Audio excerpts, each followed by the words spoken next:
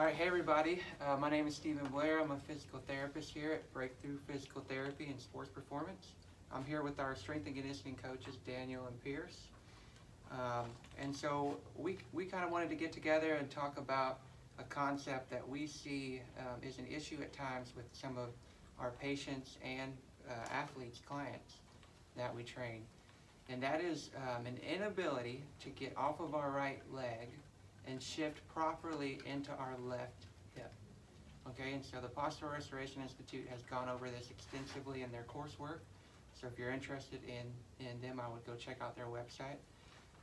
But a term that we often use to describe your ability to shift properly and center your weight or your mass over an extremity is the term AFIR, which is acetabulum femoral internal rotation.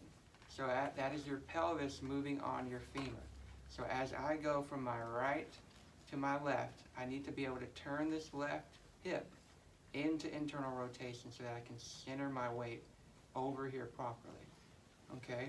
And so if you think about it from a physical therapy perspective, right, we see a lot of individuals coming in with different pain sites. So they might have pain in their hip or their back, their knee, their ankle.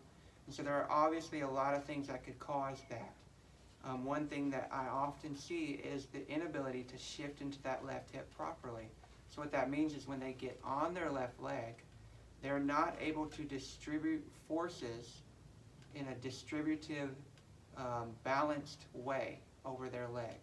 And so what they get is a lot more of a focal stress, right? That could be at their hip or their knee or their ankle.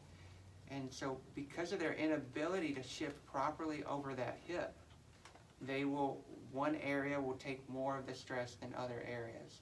And so that's when you start to see, maybe an ACL tear, a labral issue in the hip,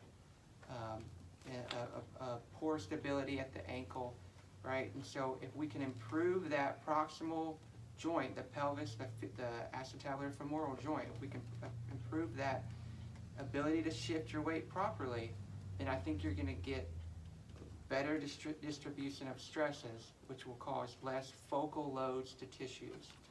And so by restoring that, we've seen that time and time again over here in the PT side of things, people start to have less and less symptoms and pain.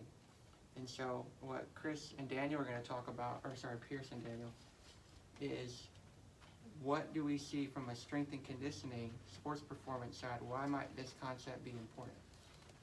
Yeah, so one thing that I see with a lot of our athletes, especially golfers, is when we take this asymmetry into consideration, and in golf, for a right-handed golfer especially, when you have more bias to that right hip, we are really struggling to get to that left hip at impact. So this right glute is so stretched out and elongated that it has a tough time to fire, right? So we need to be able to push ourselves with that right glute from right to left to be able to accept that weight on our left side. So if we are so neurologically kind of trained to be on our right hip, when you pick up that 6-iron, doesn't mean that that feeling for you is gone, right? So we're still stuck on our right hip as we swing the golf club. So if we live our daily lives on that right side, when you pick up that golf club to swing and hit a golf ball, you're going to still have a tough time getting over to that left side.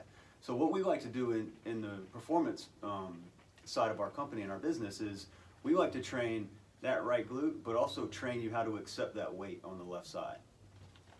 Yeah, and when it regards other sports too, you got to think, if you only have one side to stand on, right, it limits your potential as an athlete to move in different planes of motion, right? So if you're going to really favor that right side and not be able to go back to the left, then vice versa, then you're kind of going to be stuck, moving in one plane of motion or not being able to move well to your left as you can to your right.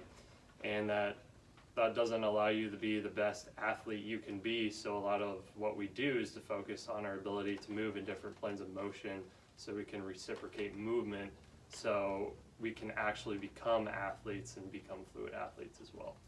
Yeah, and to kind of play off what Daniel said, it's not about moving from right to left and staying on your left. It's about going from right to left and then being able to transition back over to your right. So normal locomotion is just that alternating movement. So we need to be able to go right leg in front with the left arm reaching, and then we need to be able to go left leg in front with the right arm reaching. And that alternation is kind of what Daniel was talking about, moving in every plane of motion. Yeah, we can move straight forward in the sagittal plane, but getting that rotation with alternation is huge for performance.